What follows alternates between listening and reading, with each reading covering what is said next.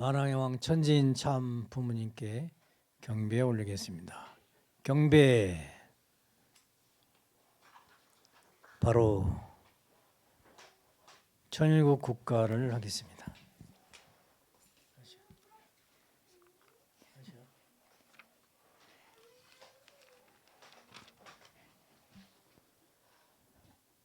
다 같이 부르겠습니다. 저 멀리 비춰주는 영광의 광채 힘차게 소생하라 자유의 생명 이강산 저물까지 깨어 일어나 소생의 그 광채를 길이 빛내리 소생의 그 광채를 길이 빛내리 불러서 찾으려는 영광의 존재 위대한 그 모습은 전주를 품고 깨어난 그 생명이 어디 있는가 찾으시는 그 모습을 어이 모시리 찾으시는 그 모습을 어이 모시리 사망에서 깨어 한 존재가 깨워준 그 자체의 품겨한 길때 영원한 그 사랑과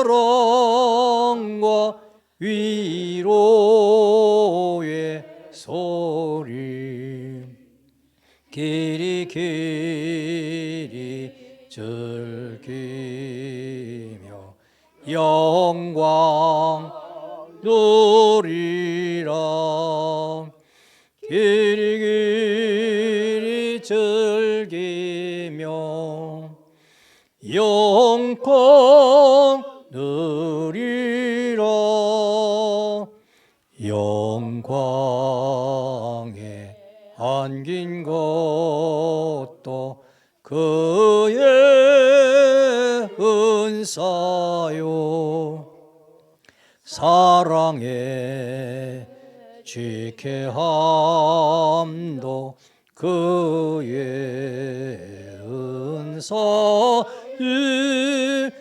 높이고 또 높여서 갚으려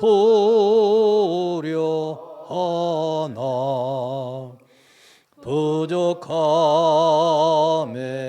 이 마음 어이 그 말이 부족함에 이 마음 어이 그 말이 다 같이 앉아주시기 바랍니다. 오늘 말씀은 김종석 목사님께서 말씀해 주시겠습니다.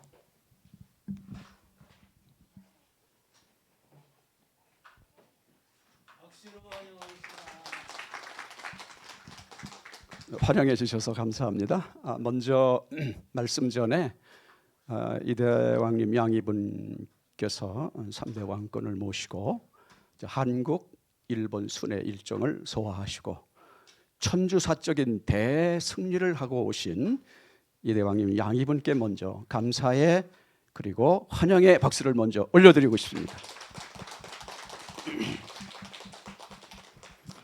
어제 1시 45분에 오늘 새벽에 1시 45분에 도착하셨는데 양이분께서 그렇게 기뻐하시더라고. 이번 아마 세 번째이기 때문에 소생장성 완성적 승리를 하시고 오셔서 1차, 2차 때보다도 아마 큰 천적인 아마 기쁨이 양이분들에게 아마 충만하지 않았나 그런 생각이 듭니다. 오늘은 신앙 간증 2부 제목은 하나님은 사랑이시다 한 제목으로 말씀을 올리겠습니다. 먼저 요한복음 14장 15절부터 20절 훈독을 하겠습니다. 너희가 나를 사랑하면 나의 계명을 지키리라. 내가 아버지께 구하겠으니 그가 또 다른 보혜사를 너희에게 주사 영원토록 너희와 함께 있게 하리니 그는 진리의 영이라. 세상은 능히 그를 받지 못하나니 이는 그를 보지도 못하고 알지도 못함이라. 그러나 너희는 그를 아나니 그는 너희와 함께 거하시며 또 너희 속에 계시겠음이라. 내가 너희를 고아와 같이 버려두지 아니하고 너희에게로 오리라.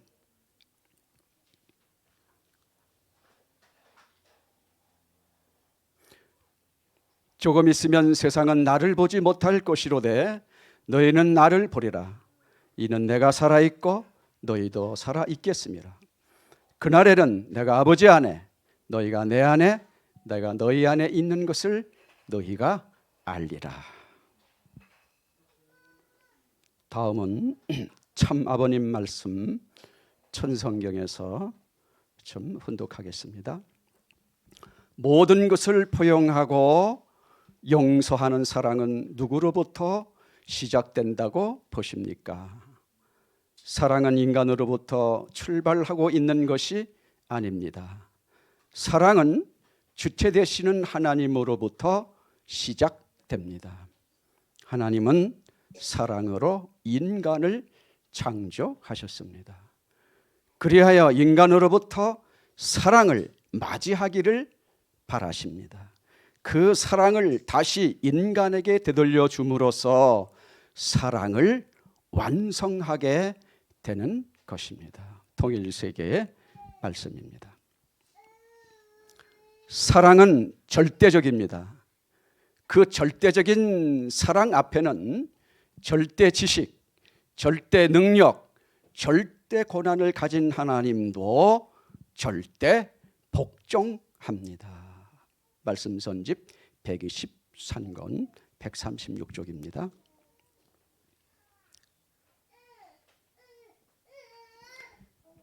인생의 목적은 하나님의 사랑을 점령하는 것입니다. 하나님의 사랑을 점령하지 못하면 인간이 아무리 소망을 이루었다 해도 그것은 이룬 게 아닙니다. 아무리 행복하다 하더라도 그 행복은 영원한 행복이 될 수 없습니다. 말씀 선집 38권 326쪽입니다.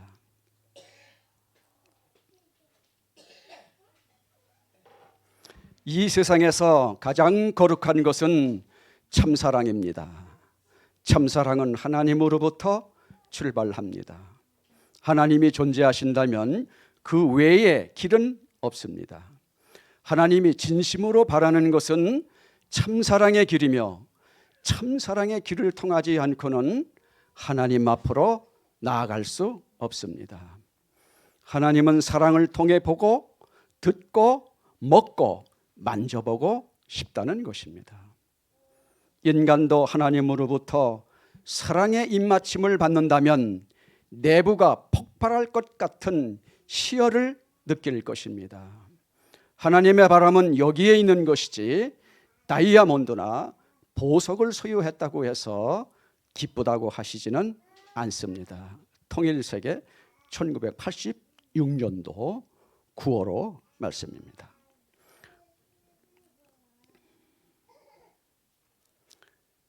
누군가가 연하왕비님께 이렇게 질문을 했습니다. 하나님이랑 대화하시나요? 대화를 하신다면 어떻게 하시나요? 그리고 기도를 통해 답을 얻나요? 누군가가 연하왕비님께 이렇게 질문을 했을 때 연하왕비님께서 답을 이렇게 하셨습니다.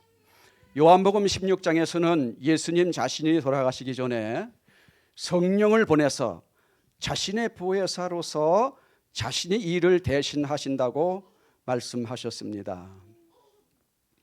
주님의 육신은 더 이상 지상에 계시지 않지만 성령으로서 저희와 함께 해주시겠다고 하셨습니다.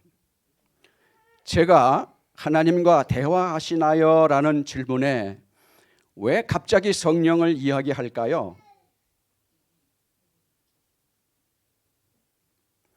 하나님께서는 성령을 통해서 또한 예수님과 참 부모님께서도 성령을 통해서 저희에게 답을 주시고 대부분 대화를 하시기 때문입니다. 저는 성령님에게 몇 번 답을 받은 적이 있는데요. 기도 속에서 제가 정말 고민이 되고 어떤 사람을 용서할 수 없을 때라든가 어떻게 해야 할지 모를 때, 더 이상 내가 해볼 수 있는 노력이 다 소진됐을 때, 하나님께 매달리고 기도할 때, 그런 상황에서 기도 중에 이것은 성령이 주신 답이구나 하고 응답받을 때가 있었습니다. 첫째는 제가 어떤 식구분 때문에 굉장히 힘들어할 때였습니다. 그 식구님은 인터넷을 통해서 저에 대한 욕을 쓰고 연하님은 정말 위선적인 사람이다 이렇게 소셜미디어에서 쓰고 유튜브 영상도 만들고 그랬었습니다. 그러던 중에 그분이 일요 예배에 왔습니다. 멀리서 그분을 보면서 일요 예배 내내 제 마음은 편하지 않았습니다. 그런데 뜻밖의 찬양 중에 그분에 대한 답을 성령님께서 주셨습니다. 제가 여쭈었거든요. 왜 이 사람이 나를 계속 위선적이다라고 말하는 것입니까? 내가 뭘 잘못했다고요? 열이면 열 다 그 사람이 잘못하고 이상한 사람이라고 하는데요 라고 불평했을 때 성령님께서 말씀하시기를 그것은 내가 위선적이기 때문이다 라는 말씀을 주셨습니다. 저는 굉장히 놀랬죠. 아니, 내가 잘못 들은 것인가 라고 생각도 했습니다. 하지만 가만히 생각해 보니까 내가 위선적이라는 것을 철저하게 감추고 싶었구나라는 사실을 깨달았습니다. 성령님의 대답은 항상 우리 육신이 생각하는 것과 반대되는 그런 말씀을 주십니다. 그리고 우리를 깨닫게 해주시고 자기 자신을 돌아보고 회개하게 해주십니다. 또 한 번은 어떤 사람에 대해서 힘든 마음이 있었습니다. 돈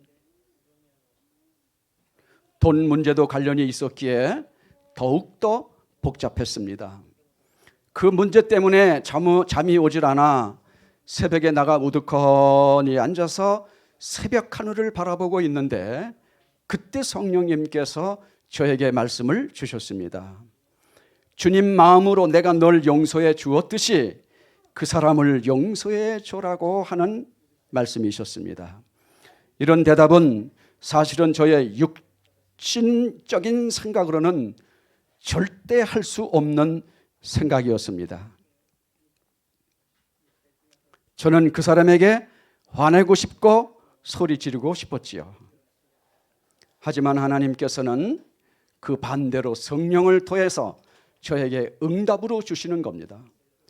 보통 성령님의 답변은 우리의 육신적인 마음으로 하기 힘들고 우리의 영적 그릇을 더 스트레칭하게 하는 응답을 주십니다.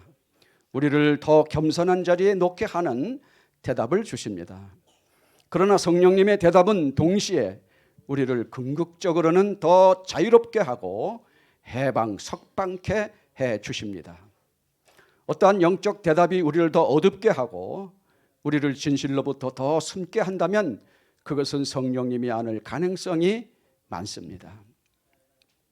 하나님과 대화하고 하나님께 기도의 응답을 받고 싶으시고 하나님의 진정한 뜻을 알고 싶으시다면 그분과의 사랑의 관계를 먼저 형성하지 않으면 안 됩니다.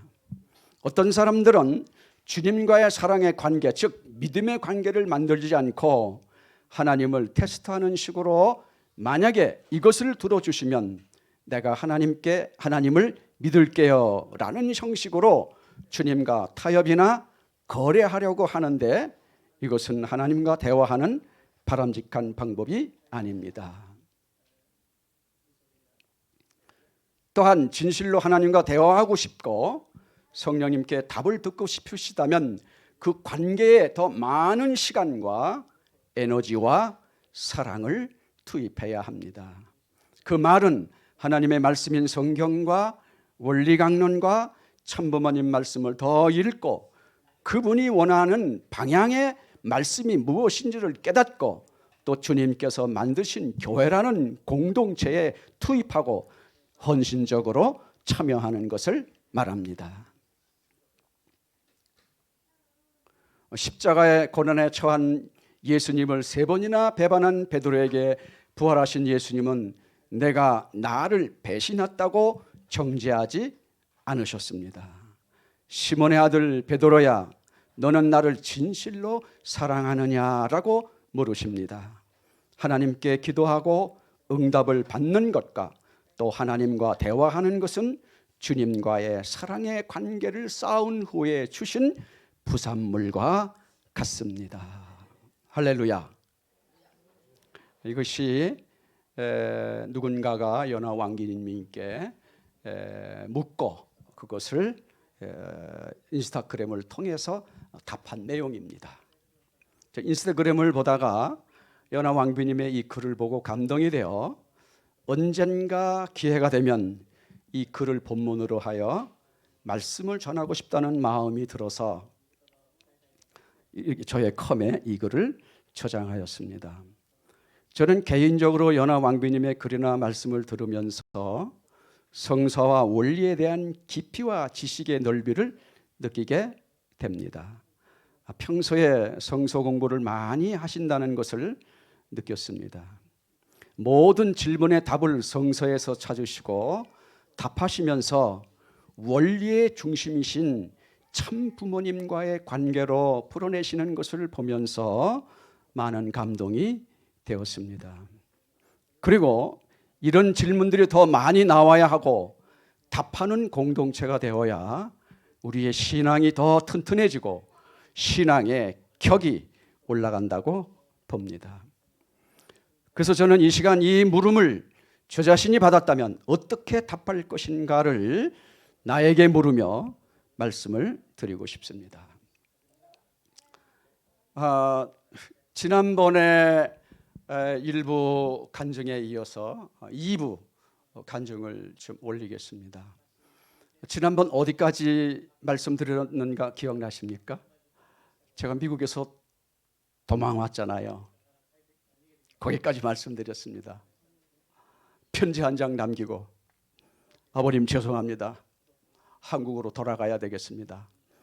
그리고 한국에 왔잖아요. 그때 당시에 제 몸의 상태가 어땠냐면은 정말 죽을 것 같았습니다. 증상이 어떠냐면은 헛구역질이 올라와요. 헛구역질이 올라오면 가슴이 쿵쾅쿵쾅. 그럼 뭐 정신이 없죠. 뭐 헛구역질이 올라오면서 가슴이 쿵쾅쿵쾅 거리면은 야 이러다 죽겠다. 그때 증상이 딱 그랬습니다.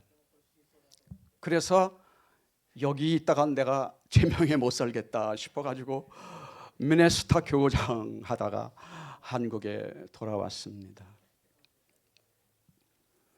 이제 한국에 돌아와서 이제 사실은 제 신앙의 위기죠. 처음 신앙의 위기입니다. 그래서 한국에 돌아와서 이 마음의 병을 어떻게 고칠 수 있을까 고민을 하는데, 병원을 가야 되는데 병원이 아니라 책방으로 나를 인도하세요. 마음이 그렇게 책방으로 가요. 그때 제가 조그만 아파트에 살고 있었는데, 동아파트에 살고 있었는데 한 10분 이내에 걸어가면은 한양문고가 있습니다. 그래서 이제 한양문고에 가가지고 신경성 노이로제, 그런 시민성 마음의 병에 대한 책들을 하나하나 쭉 이렇게 읽기 시작했습니다. 마음에 관한 병을 읽으면서 어디로 가냐면은 도인들에 관한 책으로 흘러가더라고요. 그 도인들에 관한 책을 읽다가 보니까 어디로 또 가느냐고 하면은 스님들의 책으로 가더라고요. 큰 스님들이 수행하는 그 과정. 제가 그때 그 당시에 읽었던 책 중에 마음에 지금도 남는 것은 법정 스님이라고 혹시 아세요? 몇 년 전에 입적하신 분인데, 법정 스님이 쓴 책 가운데 무소요라고 하는 책이 있습니다. 아주 얇은 책이거든요. 그 책을 보면서 불교를 다시 보게 됐습니다. 짧은 책 속에 불교의 그 불경의 말씀을 함축한 그 스님의 이야기가 그 속에 들어가 있는데, 그걸 보면서 엄청난 은혜라 그럴까요? 그래서 그 책을 사가지고 친한 목회자들에게 많이 읽어보라고, 이거 한번 읽어보라고 그러면서 그 무소요 책을 이제 줬던 기억이 나고요. 그리고 그분이 썼던 책들은 아마 제가 다 읽은 거로 기억이 납니다. 그 이후에 그분이 참 오두막 생활하면서, 습속에 들어가서 오두막 생활하면서 자연과 하나로 살면서 그 깨달은 내용들을, 그 마음 생활한 내용들, 그런 내용들을 글을 쓰는데 얼마나 그 글이 내 마음을 촉촉하게 하고 은혜롭게 하는지요. 그분이 책을 다 이제 읽었죠.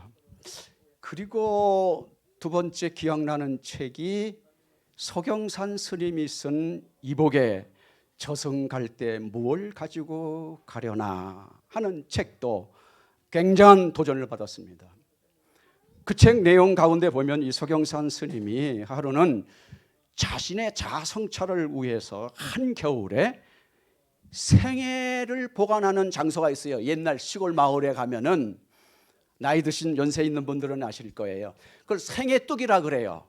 사람 죽으면 메고 가는 그 생애라고 하는 게 있어요. 그걸 상여? 상여.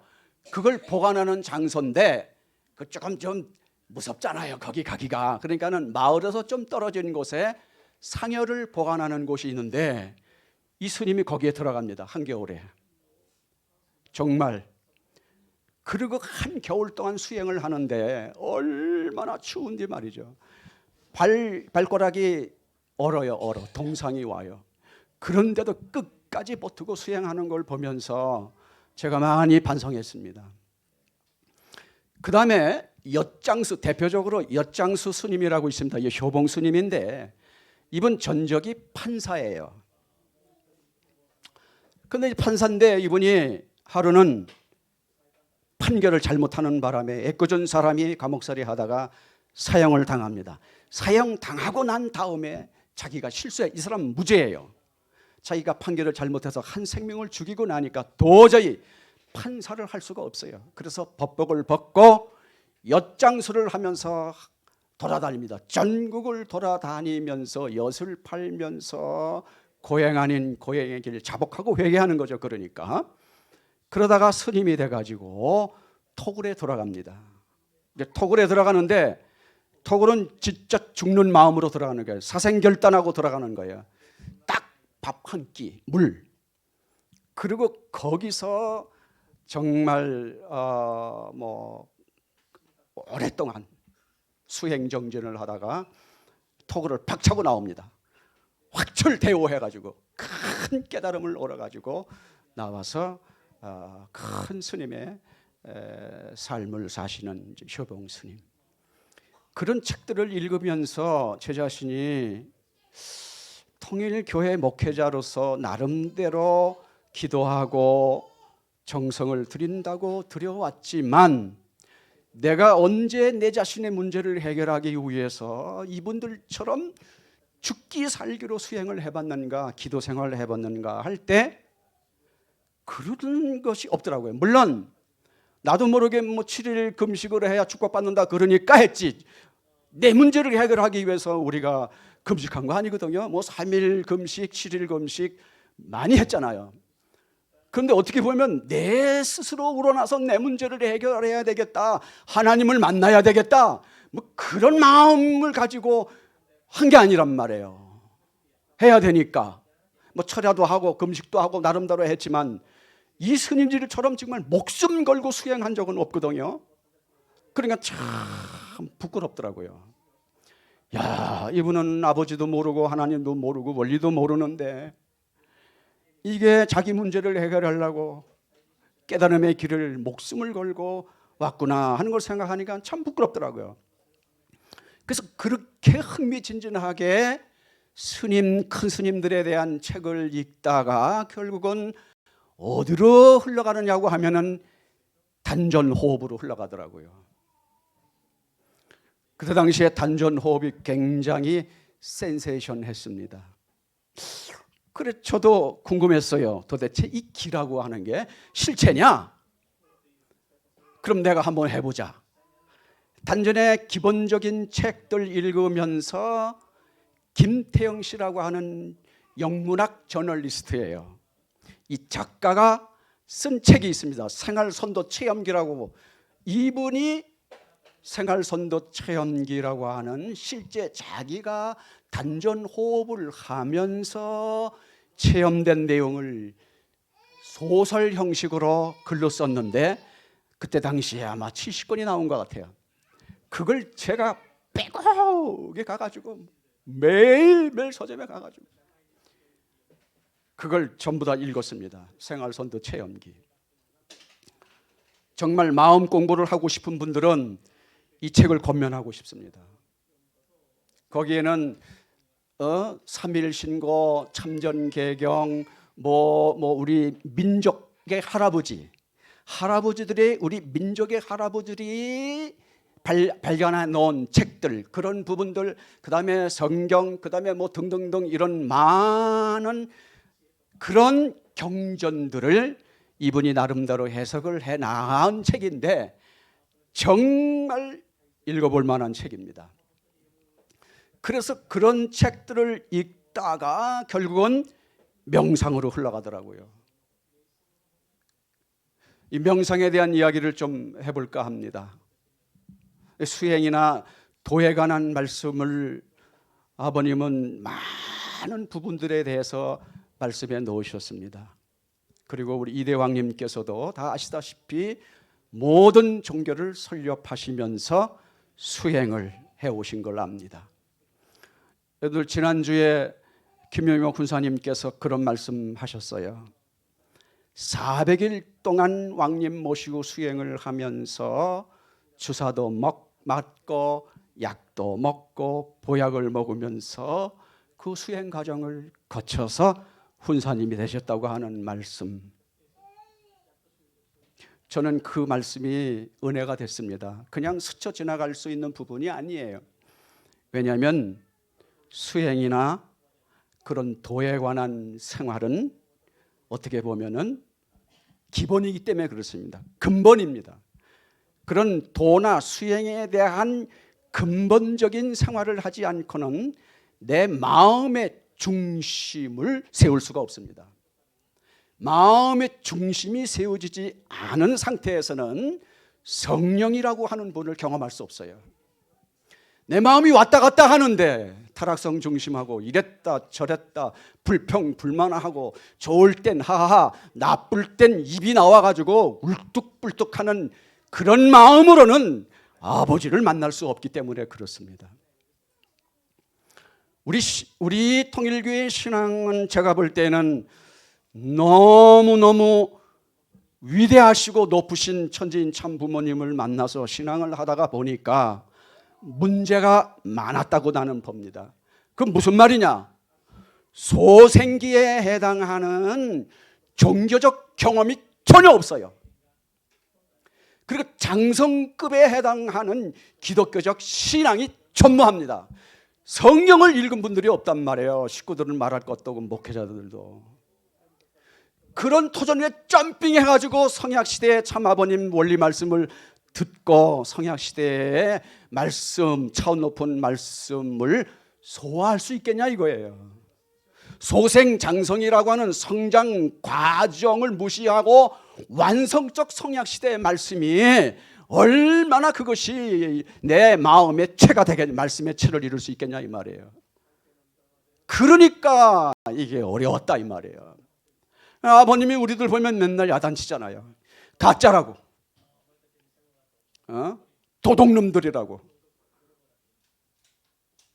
그래서 아버님도 그렇지만 우리 이대왕님이 수행길을 가셨다.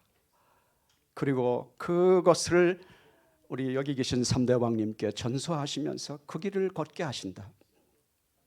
이거는 진짜 옳은 길이라고 저는 생각합니다. 그런 과정이 필요합니다. 그러다가 어디로 가느냐 하면은 기독교 성령, 베니한이라고 하는 분이 쓴 성령님 안녕하세요라고 하는 책을 참 감동 깊게 읽었습니다. 여러분 기회가 되면은 베니한의 성령님 안녕하세요라고 하는 책을 좀 보시면 좋겠습니다. 그렇게 쭉 그러면서 말이죠.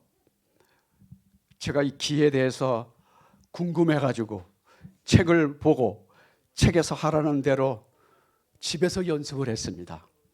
가부좌를 틀고 앉아서 호흡을 시작했습니다. 핵심은 뭐냐?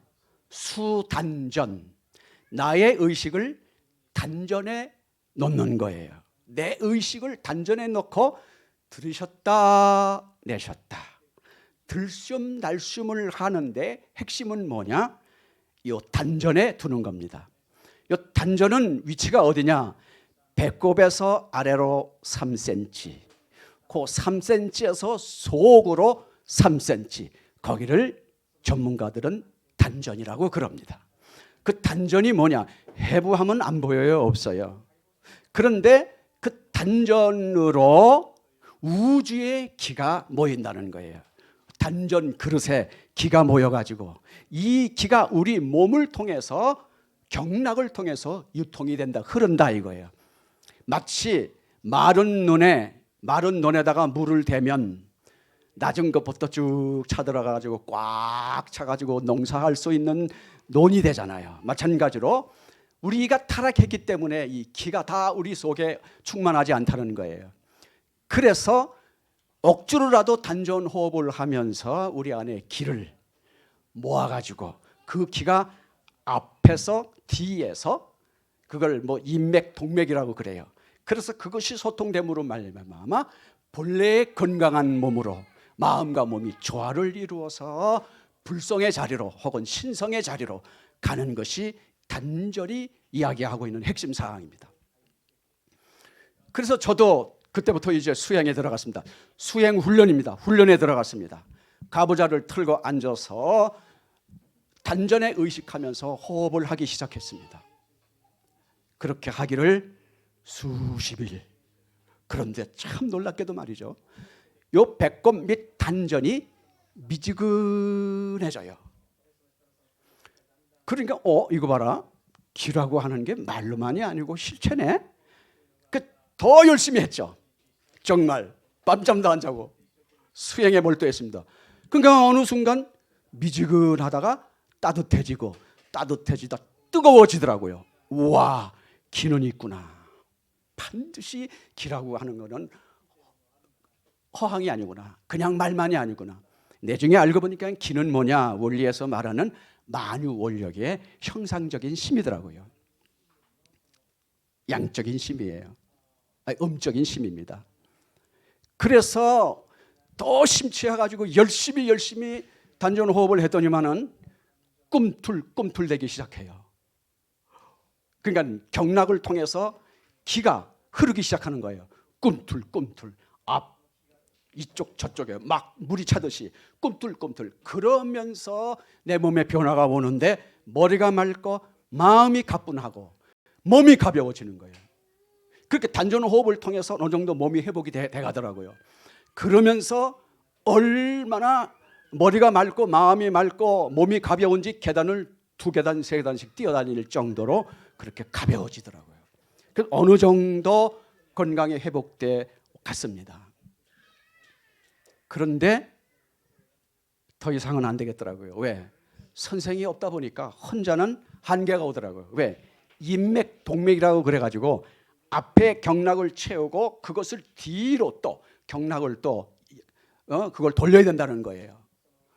그런데 기가 상하면, 다시 말하면 기가 올라가면, 잘못하면 기가 체하면 큰 병을 얻는다라고 책에 그렇게 쓰여 있으니 더 이상은 안 되겠다 해서 명상 쪽으로 이제 마음이 흘러가서 명상을 시작했습니다. 명상도 훈련입니다. 왕님은 훈련이라 그러니까. 그래서 명상 집에서 산에서 명상을 하다가 어느 분이 그런 얘기를 하더라고요. 진짜 명상은 시끄러운 데서 해야 된대요. 집이나 산이나 조용한 데가 아니라.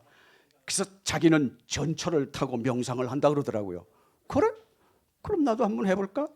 마두역에서 전철을 타고 봉화 전철역까지 1시간 반, 1시간 한 40분 정도 걸리는 전철을 타고 앉아가지고 명상을 하는데 이게 뭐 시끄러운 명상이 됩니까? 그래도 포기하지 않고 끝까지 명상을. 그러다가 자기도 하지만 말이죠. 그래서 전철을 타고 명상을 하기 시작했습니다. 봉화산에서 내려가지고 산에 올라가서 운동하고 심호흡하고 그러면서 거기서 이제 말이죠. 명상하다가 또 타고 오면서 또 명상을 해요. 이 명상은, 근데 그 명상은 어떤 책으로 했냐면은 김정빈이라고 하는 도인이 쓴 마음을 다스리는 법이라고 하는 책이 있어요. 이 책도 권면합니다. 기회가 되면 한번 꼭 읽어보십시오. 마음을 다스리는 법이라고 하는 불교 쪽에 가까운 명상 책을 토대로 그때부터 했어요. 그 명상은 뭐냐? 한마디로 보는 거예요. 뭘 보느냐? 내 마음을 보는 겁니다. 명상은 관하는 거거든요. 볼관자예요. 내 마음을 들여다봐라. 좋다, 나쁘다, 싫다, 어떻다, 성난다 하는 일체의 감정을 들여다보는 거예요. 자기 감정을. 그 감정을 잡는 겁니다. 그 감정 일체를 정리해 놔가지고 무상무념으로 아무 생각이 없이 하나님만, 참부모님만 내 마음에 모시고 그 아버지와만 관계를 갖고 말씀과 관계를 갖고 빛 가운데 살아가는 게 명상입니다. 그런데 여러분 명상해 보셨습니까? 여러분 눈 감고 아마 1분도 못 있었을 거예요. 오사리 잡타리 뭐 얼마나 쓸데없는 생각이 막 이렇게 저렇게 이렇게 얼마나 내 마음이 소란스러운지. 여러분 한번 해보세요. 명상이라는 거 얼마나 시끄럽고 번뇌가 많고 망상이 많고 쓸데없는 생각이 얼마나 들어오는지 말이죠. 아이고 이거 싸우는데 말이죠. 그 다음에 마음만 생각만 그런가요? 몸도 여기가 근질 저기가 근질 여기가 쑤셔 저기가 쑤셔. 한번 앉아서 명상 한 5분만 해보십시오. 명상이 되나? 예? 내가 얼마나 쓸데없는 생각을 하고 사는지, 얼마나 많은 근심 걱정 번뇌 망상 가운데 시들려고 사는지 여러분들은 알 거예요. 그 싸움을 하는 겁니다. 그 싸움을. 어떻게 그거를 딱 잡아가지고 마음의 딱 중심, 아버님 말씀한 90각도를 이룰 것인가, 하나님과 나와의 정적인 딱 그 관계를 가질 것인가? 이게 말이죠. 정말 어렵습니다. 해보면 알아요. 해보면 얼마나 명상이라고 하는 게 어려운지. 그리고 두 번째 명상은 알아차리는 겁니다. 내 마음의 흐름이 어디로 흘러가느냐. 본래의 마음자리로 어떻게 내 마음을 붙들어 놓느냐.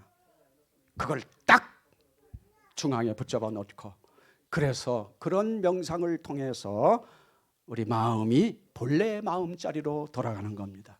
불교에서는 그것을 불성이라 그러고, 우리는 신성이라 그러고, 우리는 참사랑이라고 하지요. 그런 곳으로 우리 마음이 흘러갈 수 있도록 해야 됩니다.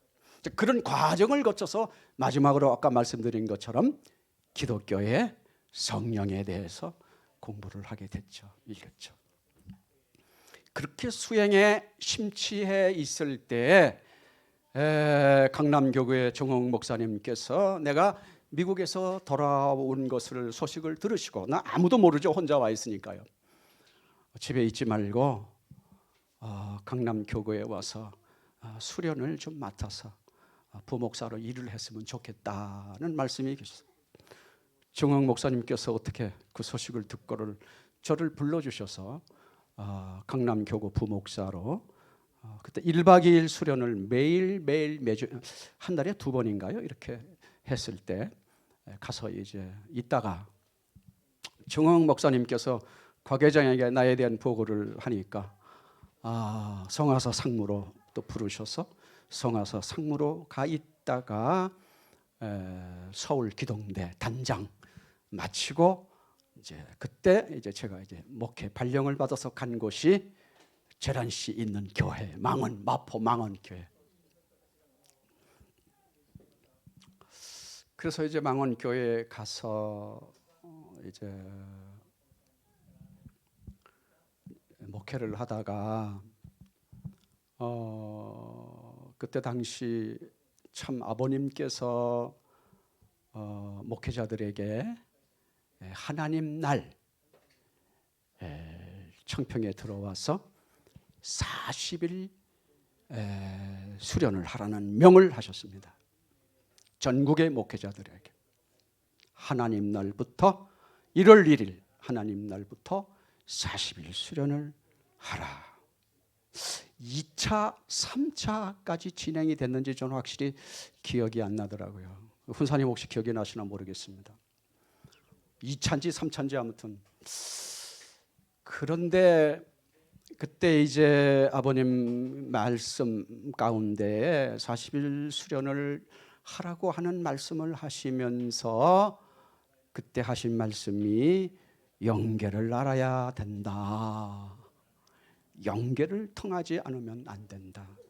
그래서 이번 40일 수련을 통해서 모두가 다 영계를 통하라. 그런 이제 말씀 지시를 이제 하시고 시작했습니다. 근데 여러분 아시다시피 저는 수행에 물이 올랐잖아요. 그리고 사실은 미국에 있을 때 제가 큰 큰 경험을 하나 합니다. 이런 말씀을 이 자리에서 드려도 되는지는 잘 모르겠습니다만은 아버지와 저 사이에 어려운 관계를 지난번에 말씀드렸잖아요. 저는 태어나서 오늘 이 날이 되기까지 아버지로부터 사랑한다는 말을 들어본 적이 없어요. 그리고 아버지가 손을 잡아준다든지 안아준다든지 업어주신 경험이 없어요.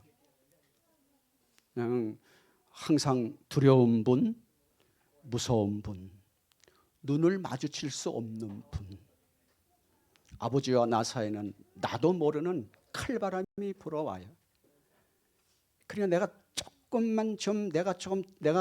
자식으로서 좀 부족해서 그런가, 그리고 좀 잘해드리려 그러면은 오히려 더 역정을 내고 화를 내고 막 말로 폭언을 하고 폭행을 하고, 그러니까 도저히 이해가 안 돼요. 이해할 수가 없어요. 그리고 목회하면서도 근데 참 이게 말이죠. 이게 아버지의 사랑의 부재가 얼마나 이게 큰지요.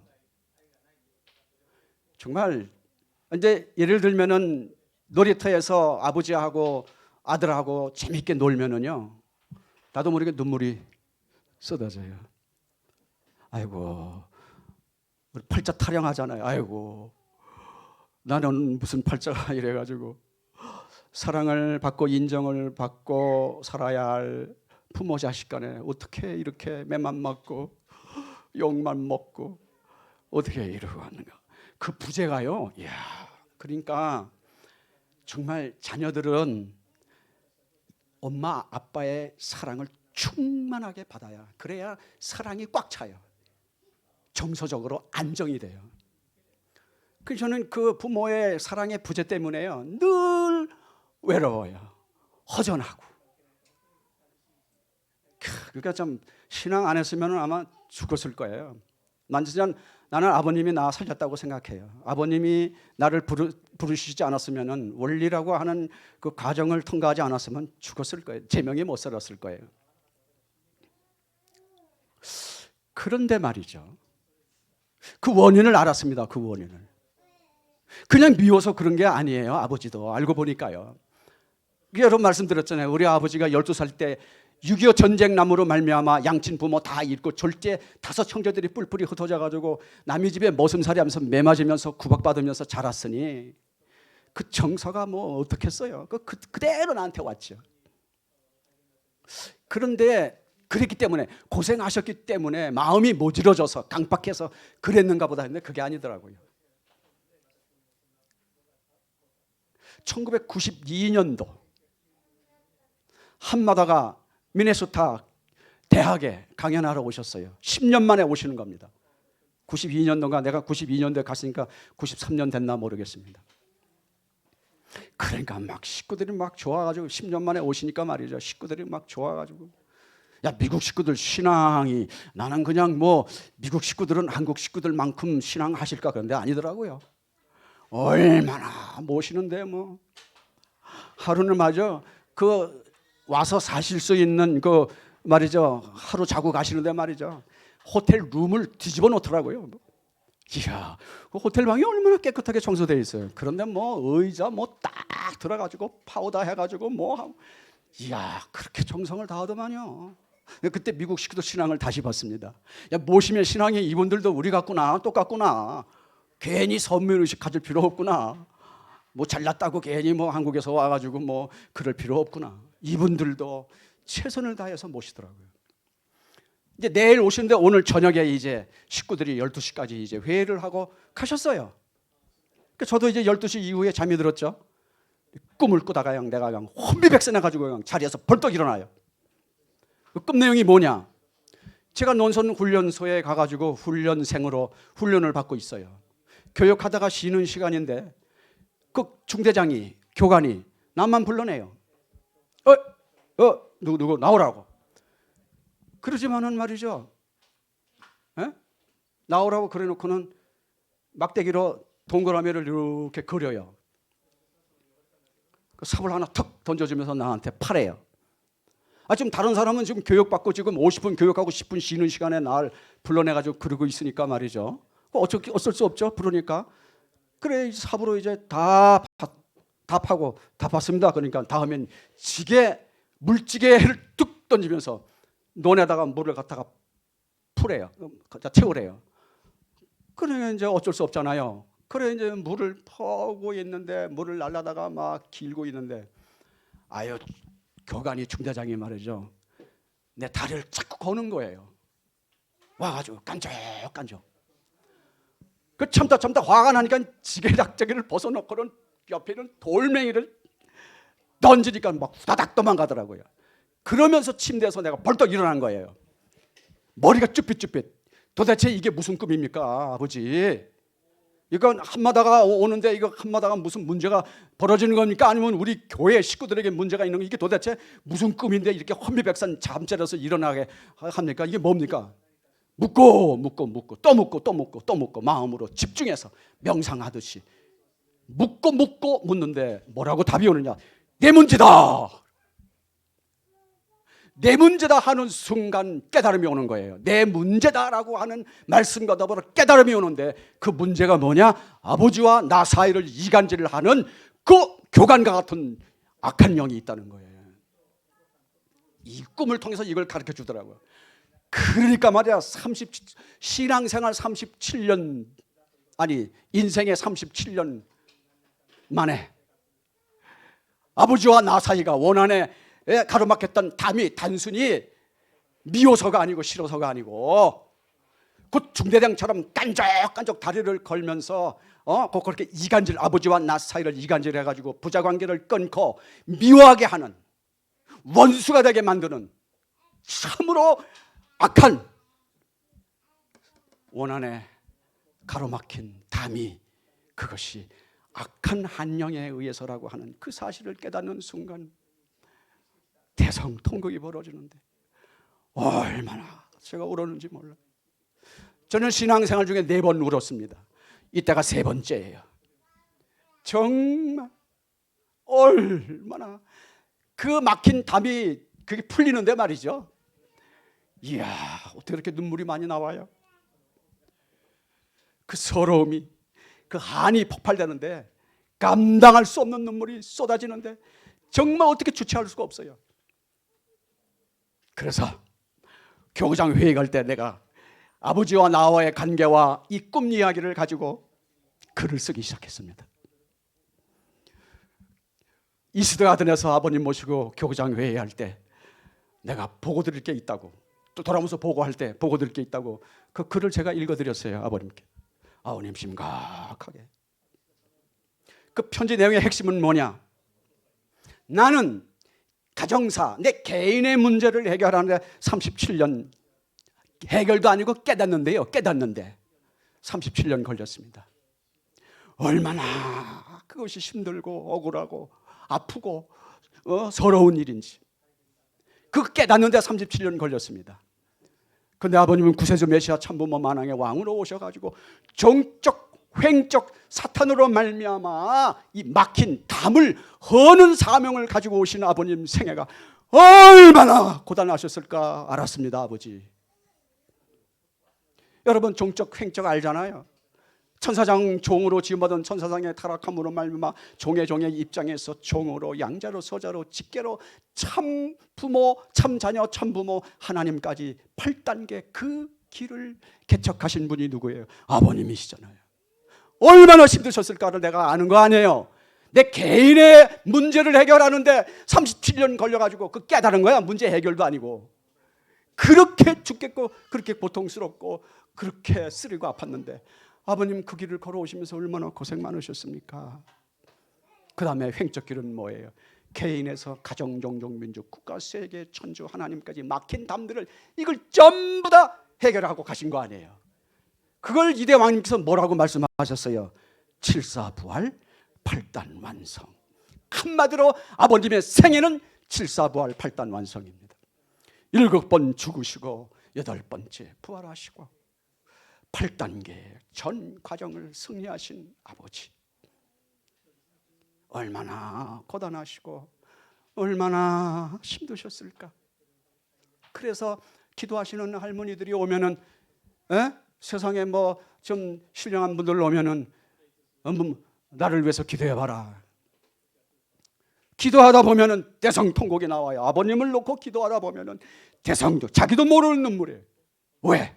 7사부활 8단 완성의 길을 걸어오시면서 얼마나 죽을 고비를 넘기시고 고난의 길을 걸어오셨는지 축자사 목숨 걸고 나오신 길이었기 때문에 그 아버지의 심정을 채우라는 순간 자기도 모르게 피눈물이 나오는 거예요. 통곡이 나오는 거예요. 그렇게 한 많은 길을 걸어오신 우리 아버님 아니십니까? 그렇게 승리하셔서 이렇게 이런 참 이대왕님 당신의 참사랑, 참생명, 참혈통 남기시고 3대 왕권을 중심으로 해서 오늘 이렇게 승리했다고 하는 이 사실은 정말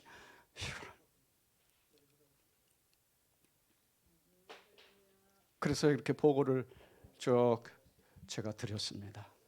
그리고 그 후에 이제 네 번째 통곡을 여러분들에게 보고를 드리겠습니다. 시간이 지금 없어서 다음 기회 또 해야 될 것 같은데 어떻게 될지 모르겠습니다. 네, 그럼 오늘 여기까지 일단 보고를 드리고 또 다음에 혹시 기회가 되면은 보고하는 시간을 갖겠습니다. 잠깐 기도하겠습니다. 하나님 아버지, 천지인 참부모님, 오늘 부족한 이 자식, 아버님이 아니면, 아버님의 사랑이 아니면 살 수 없었습니다. 이렇게 부족한 자식을 부르셔서 아버지를 대신해서 말씀을 증거하게 하시고 간증하게 하시니 감사합니다. 오직 이 모든 은사는 하나님 아버지, 천지인 참 부모님의 은혜, 은사, 은총입니다. 함께해 주신 아버님께 감사와 영광과 존귀와 찬양과 찬미와 찬송을 드리면서 이 모든 말씀을 축복 중심 가정 김정석 건희석 가정의 이름으로 보고하고 아뢰옵사옵나이다. 아주.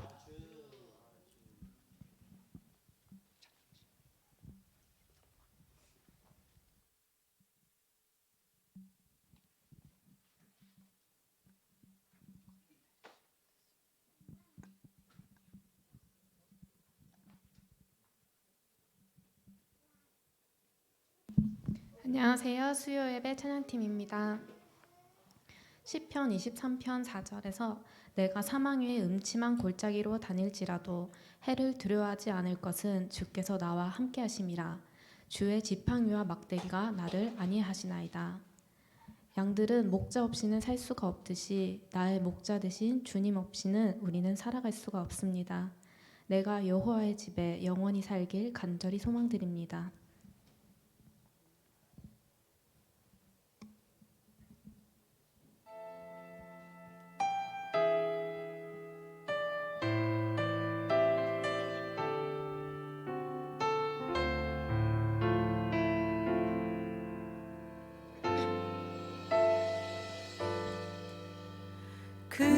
그는 나의 주 아버지, 내 영혼은 불밭에 누이시고 새와 나무의 노래로 내 맘을 위로하여 주시네. 양들이 주인 찾듯이 오직 한 분 목자인 내 주님을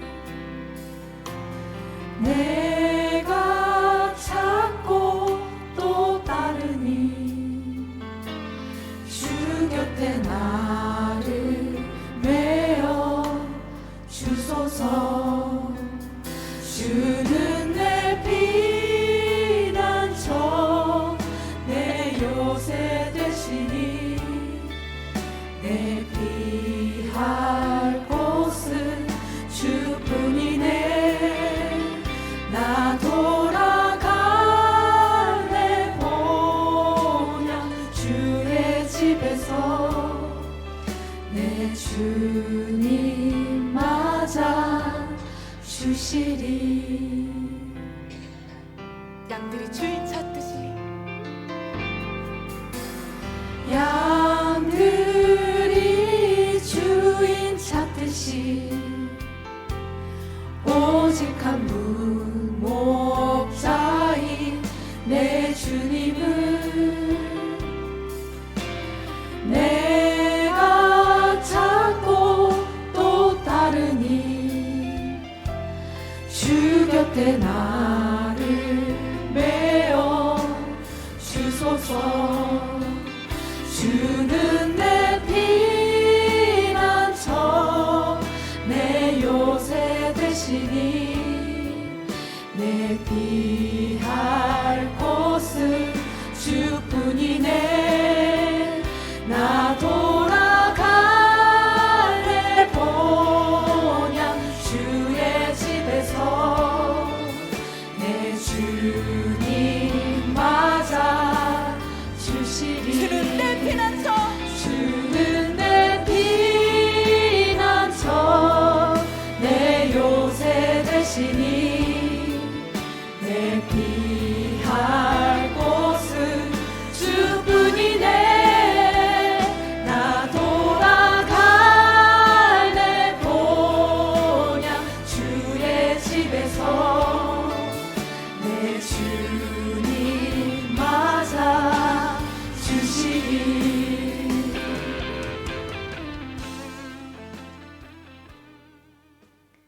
아버지, 우리들의 중심이 세상 것들이 아닌 아버지를 향할 수 있게 인도하여 주시옵소서.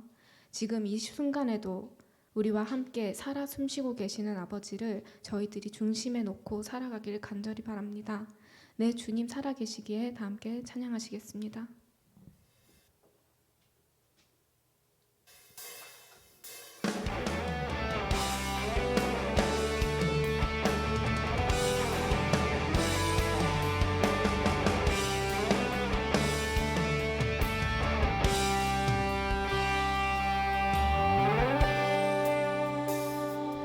내 주님 살아계시기에 다시 오신 주님 날기에 내 주님 살아계시기에 영원하신 통치남 있기에 내 육신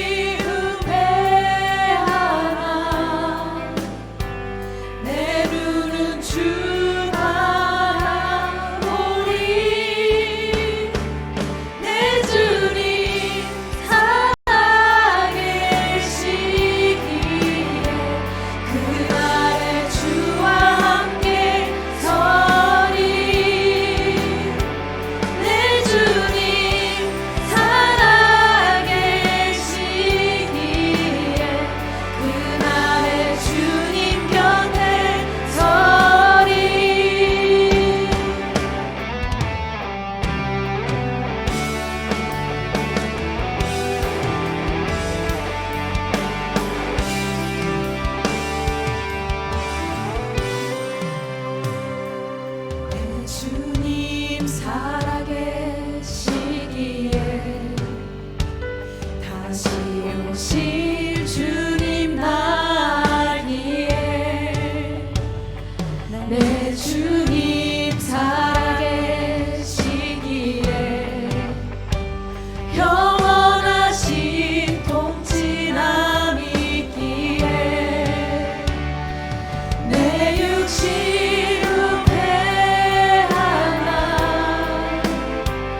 내 눈은 주 바라보리.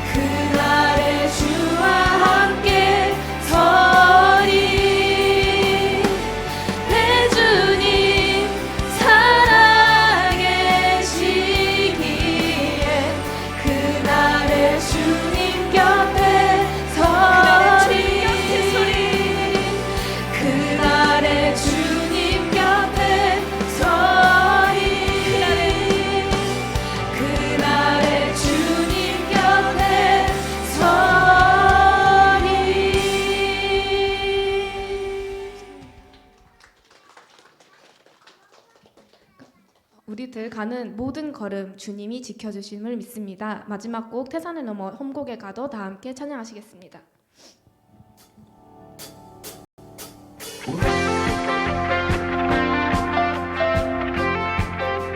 태산을 넘어 험곡에 갈지라도 주님께서 우리와 함께 하십니다. 여러분 믿으십니까?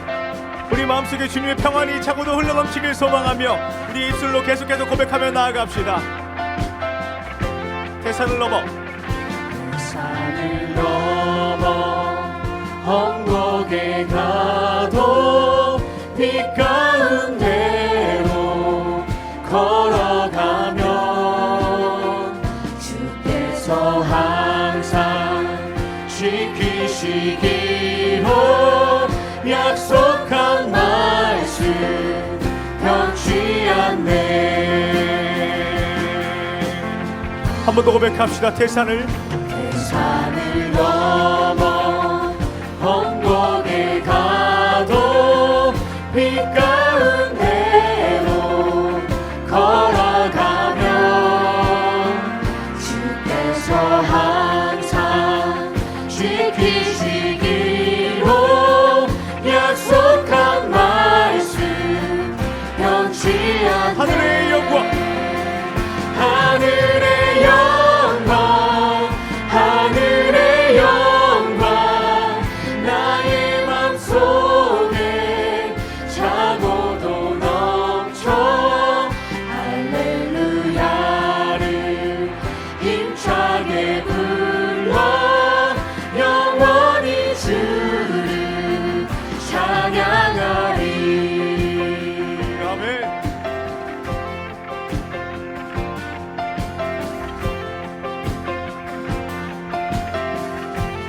캄캄한 밤에 달이 지나도 주께서 나의 길 되시고 아멘.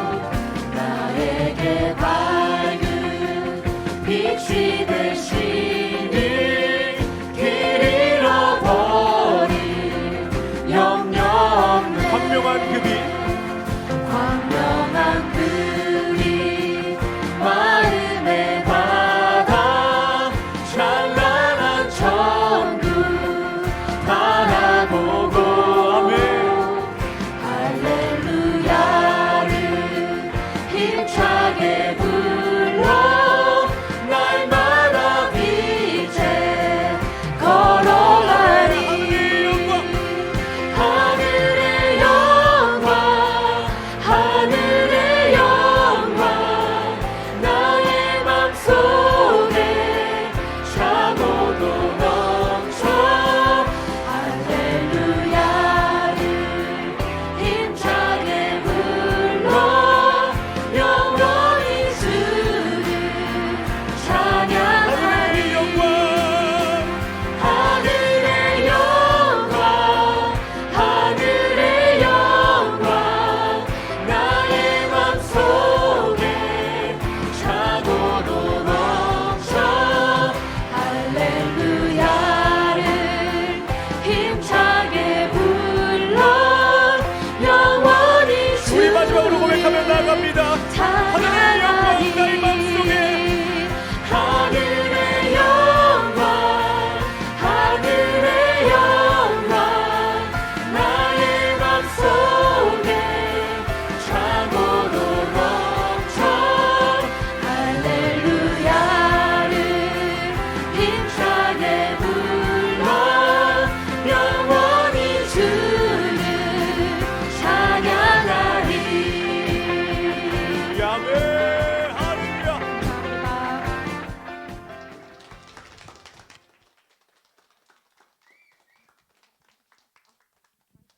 네, 옆에 계신 분 안아주세요. 사랑합니다.